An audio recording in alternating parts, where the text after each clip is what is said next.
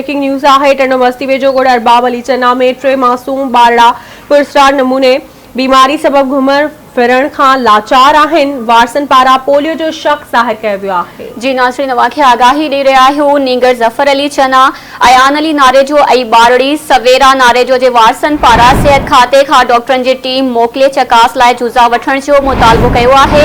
अहम ख़बर आहे, अवां सां शेयर करे रहिया आहियूं। टंडो मस्ती वेझो ॻोठ अरबाब अली चना में 3 मासूम ॿारड़ा पुरस्कार बीमारी सबब घुमण फिरण खां लाचार आहिनि। वधीक तफ़सील मालूम कंदासीं आवाज़ न्यूज़ जे रिपोर्टर वकार मंगरियो खां। जी वकार, वधीक छा तफ़सील आहिनि?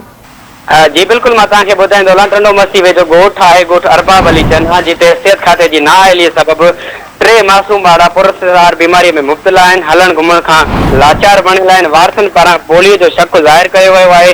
हिक ई ॻोठ जा पोरियत आबिद अली चना जो 15 वरनि जो पुटु ज़फर अली ऐं पोरियत ममतार नारेजो जो पुटु 3 वरनि जो अयान अली समेत नारेजो पुरस्कार मर्द में मुब्तला हुजण सबब हलण घुमण खां कासिर बणियल आहिनि।